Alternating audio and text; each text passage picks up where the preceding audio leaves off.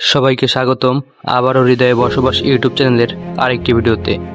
আজকের ভিডিওতে আমি আপনাদের 6টি গুরুত্বপূর্ণ টিপস দিতে চলেছি, যেটি রপ্ত করতে পারলে আপনার মস্তিষ্ক সক্রিয়তা বাড়বে। তো চলুন দেরি না করে ভিডিও শুরু করা যাক।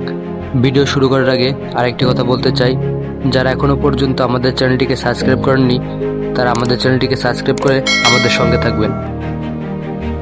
খালি ভুলে যান, এই 6 টেকনিকে মাথা হবে কম্পিউটারের বাপ। দেশের গুরুত্বপূর্ণ অংশ মাথা, তাই মস্তিষ্কে শান দেওয়া জরুরি। মগজাস্ত্র ধারালো হলে সাফল্য আসে, কয়েকটি অনুশীলন করলেই বুদ্ধি বৃহস্পতি হয়। অফিস বাড়ির কাজ সামলায় মস্তিষ্ক, তাই মাথা নিয়ে ঢিলেঢালা হবেন না। কম বয়সে বুদ্ধি লোপ পেলে আর সাফল্য আসবে না, তাই 6টি টিপস মানুন। নাম্বার 1, পাজল গেম বা দাদার চর্চা করলে অ্যালজাইমার্সের ঝুঁকি কমে। সংবাদপত্রের ছদ্মছক খেলতে পারেন।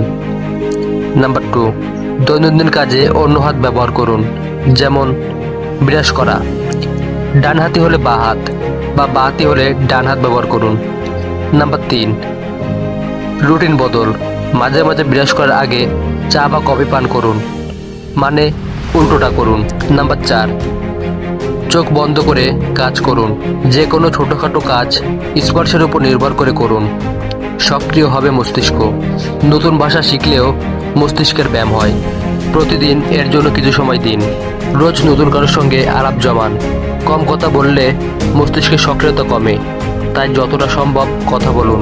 তো দর্শক, এই ছিল আজকের ভিডিও কেমন লাগলো তা কমেন্টে জানাবেন, এবং পরবর্তী ভিডিও কোন টপিকের উপর হবে সেটা কমেন্টের মাধ্যমে জানাবেন। তো সবাই ভালো থাকবেন।